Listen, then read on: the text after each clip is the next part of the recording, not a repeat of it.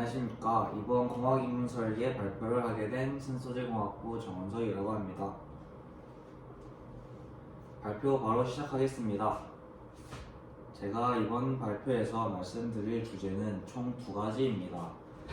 먼저 개인과제입니다. 개인과제에서는 일상생활에서 불편한 점을 찾고 그 불편한 점을 해결하는 논리 과정을 설명드리고 해결책을 제시해 보려 합니다. 먼저 제가 느꼈던 일상생활에서 불편했던 점은 바로 샤워기 호스에 물때가 자꾸 끼이는 것이었습니다. 그래서 저는 처음에는 샤워기의 호스의 구조에만 집중을 하였고, 그래서 우선 샤워기 호스의 구조가 왜 이런 물때가 잘 끼이는 나선 구조로 되어 있는지 이유를 알아보았습니다. 그 이유는 나선 구조가 아닌 단순 튜브 원통 구조는 잘 구부러지지 않고 샤워기의 헤드가 밑을 잘 향하지 않는다는 단점이 있었습니다. 이러한 이유 때문에 나선 형태를 선택했다는 것을 알게 되었습니다. 그래서 저는 처음에는 이 구조를 단순 튜브형으로 하되 샤워호스의 소재를 지금보다 더 잘 구부러지는 소재를 사용하면 어떨까 라는 생각을 했습니다. 그러나 교수님과 이야기를 해본 결과 샤워기의 호스의 구조에만 집중해서 그것을 바꾸려는 것보다는 근본적으로 물때가 생겨나지 않는 환경을 만들면 어떨까라는 생각에 도달하게 되었습니다. 그래서 물때의 생성 원리에 대하여 조사하여 보니 물때가 생기는 원인으로는 여러 가지가 있지만 가장 큰 이유로는 우리가 주로 접하는 빗물이나 수돗물 속에 섞인 황산칼슘, 탄산칼슘, 인산칼슘, 옥산산칼슘, 마그네슘 등의 무기물들이 물속의 이온 상태로 존재하고 있는데, 이러한 이온 상태의 무기물들이 수돗물과 함께 샤워기에서 빠져나와 화장실의 세면대나 벽 같은 특정 물체의 표면에 묻은 뒤 시간이 지남에 따라 물은 증발하고 남아있는 이온이 수증기와 다시 만나 벽에 붙게 되면서 이렇게 물때가 생기는 것이었습니다.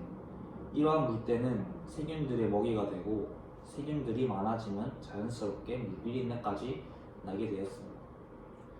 물때가 생기는 원리가 이렇게 간단하다면 이러한 물때의 주 원인인 수돗물 속의 무기물 이온들만 제거하여 준다면 화장실은 물때가 생겨나지 않는 환경이 될 수 있을 것이라고 생각하였습니다. 그래서 저는 40가지 발명 원리 중 이 두 번째, 분리를 사용하여 정수기에서 주로 사용되는 필터를 이용해 필터 장치를 만들어 샤워기에 장착한다면 불필요한 무기물들이 걸러진 물을 나오게 할 수 있을 것이라고 생각하였고, 이렇게 된다면 물때가 생기지 않을 것이라고 생각하였습니다. 정수기의 종류에는 다양한 필터가 있지만 그 중에서도 역삼투압 정수기는 다른 중공사막 나노 방식 정수기와는 다르게 기공의 크기가 0.000의 마이크로미터로서 이온성 물질이나 중금속, 미네랄까지 전부 걸러주기 때문에 사람이 마시는 물로서는 그렇게 좋다는 평판을 받고 있진 않지만 정수기 세계에서 제가 생각한 무기물 이온을 걸러주는 필터에는 적합하다고 생각하였습니다. 그래서 이 필터에 대하여 조사하여 보았습니다. 두 가지 회사의 역삼투압 필터를 조사하여 보니 첫 번째 제품은 약 6만원으로 비교적 저렴한 편이었지만 12개월 동안 사용이 가능하였고, 두 번째 제품은 약 11만원으로 가격이 비싼 편이었지만 약 18개월 동안 사용할 수 있다는 이점이 있었습니다. 그러나 제 기준에서는 비교적 싼 6만원도 비싸다는 생각이 들었고, 과연 6만원이나 한다면 고객들이 이 제품을 사용할까라는 생각을 하여 보니 절대로 사용하지 않을 것 같다는 생각이 들었습니다. 그래서 이러한 필터의 가격을 낮추기 위해 여기서 사용되는 필터들은 식수를 만들기 위한 필터이기 때문에 제거율이 99.9%로 높아야 하지만 제가 생각한 필터는 샤워를 할 때 사용하는 필터이기 때문에 이보다는 성능이 조금 떨어지는 필터를 사용하여도 될 것 같다는 생각을 했습니다. 식수를 만들기 위한 필터보다 성능이 떨어져서 제거율은 그렇게 높지 않겠지만 그래도 비교적 싼 가격을 기대할 수 있기 때문에 가격을 싸게 해야 하는 현재로서는 그것이 더 맞다고 생각하였습니다. 구상도는 제가 한번 그려본 초안이고 샤워기 헤드와 샤워기 호스 사이의 연결 부분은 대부분의 샤워기가 규격이 정해져 있기 때문에 이러한 규격에만 맞춘다면 이러한 장치의 장착과 교체에도 문제가 없을 것이라고 생각하였습니다.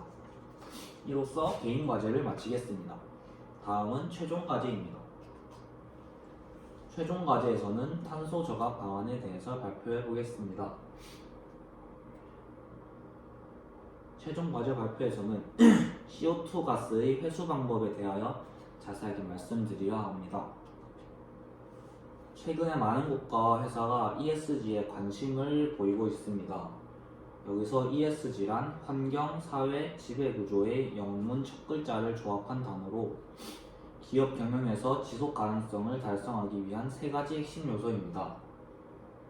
ESG 관련 규제가 엄해지면서 ESG 경영이 구축되지 않으면 자금이 투입되지 않는 일들도 일어나고 있고 우리나라를 포함한 전 세계 250여 개국이 파리 기후협에서 지구의 평균 기온을 산업화 대비 1.5도C 이하 억제하기로 약속하였기 때문에 탄소 배출량을 절감하거나 장기적으로 탄소 배출량을 제로화하기 위한 계획을 수립하고 시행해야 하는 상황입니다. 이러한 탄소 배출은 주로 이산화탄소로 이루어지고 이러한 이산화탄소는 주로 화석연료의 연소, 산림 파괴, 산업 프로세스 등에서 발생합니다. 이러한 이산화탄소의 농도가 증가하면 지구 온실 효과를 유발하고 지구 온난화 현상이 발생되어 생태계에 많은 악영향을 끼칩니다. 그래서 이러한 이산화탄소를 줄여야 하는데 저는 이산화탄소를 줄이기 위한 탄소 절감 방법으로 이산화탄소를 저장하여 다른 물질과 합성하는 방법을 처음에는 생각하였습니다.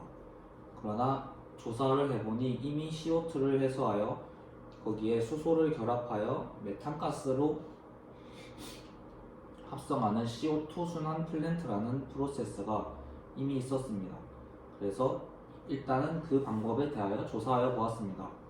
이 CO2 순환 플랜트는 이미 프로세스는 잘 구축이 되어 있지만 이 CO2의 회수 기술이 아직 그렇게 좋지 못하기 때문에 CO2의 농도가 높은 배기가스를 대상으로밖에 사용할 수 없다는 단점이 있었습니다. 그래서 일반적인 제조업에서는 사용하지 못하고 있습니다. 그래서 저는 이 CO2 가스의 회수 기술에 초점을 맞추어서 생각을 해보았습니다.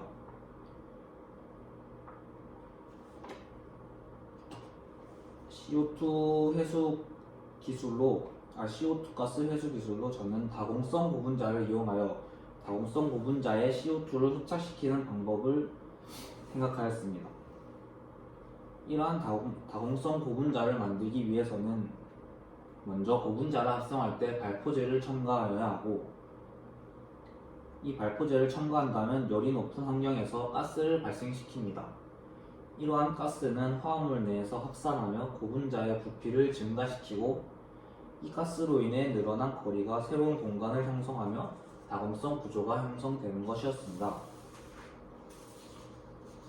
이러한 방식으로 다공성 고분자를 얻을 수 있을 것이라고 생각하였고 여기서 사용되는 발포제로는 폴리우레탄, 폴리에틸렌, 폴리스티렌 등의 폴리머가 사용되고 이러한 발포제들과 상호작용이 잘 되는 고분자를 선택하여서 다공성 고분자를 만들면 될 것 같다고 생각하였습니다.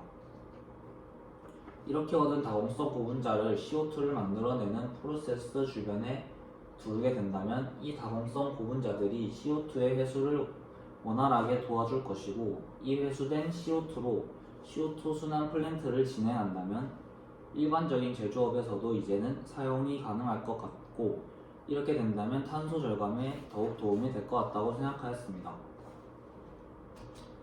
대화 준비한 발표는 여기까지입니다. 감사합니다.